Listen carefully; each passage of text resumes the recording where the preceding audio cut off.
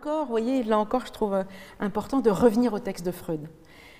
Freud sur la bisexualité psychique, alors même si la bisexualité, voilà, c'est encore un modèle binaire, etc., mais quand même d'emblée, il a quand même Freud a des réflexions sur, même s'il ne le dit pas comme ça évidemment, mais sur des associations signifiantes, sur des concaténations signifiantes, où il dit voilà, alors concaténation, l'enchaînement signifiant, en fait, une chaîne signifiante où par exemple le féminin va être, on va mettre ensemble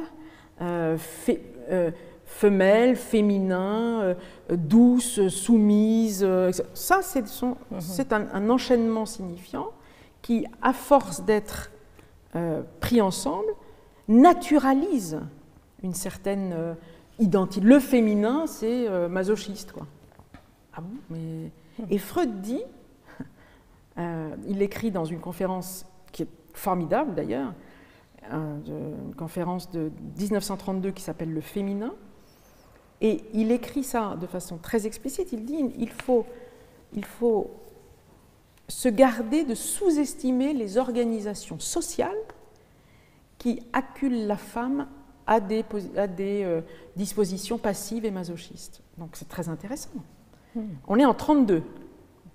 À la fin de cette conférence, il dit « La psychanalyse ne dira pas ne dira pas ce qu'est la femme, ne dira pas ce qu'est le féminin, mais comment elle le devient ». C'est quand même extraordinaire que 17 ans plus tard, notre chère Simone, pour le dire comme ça, Simone de Beauvoir, qui est une grande lectrice de Freud, dit « On ne naît pas femme, on le devient ». Elle a ramassé la mise, elle en a fait sa gloire, ce qui est très bien pour les mouvements féministes, mais Freud, en 1932, dans la conférence sur la féminité, dit « On ne peut pas savoir ce qu'est la femme, mais comment elle le devient, à partir de dispositions bisexuelles », dit-il. C'est ça, la fin de sa conférence, c'est ça.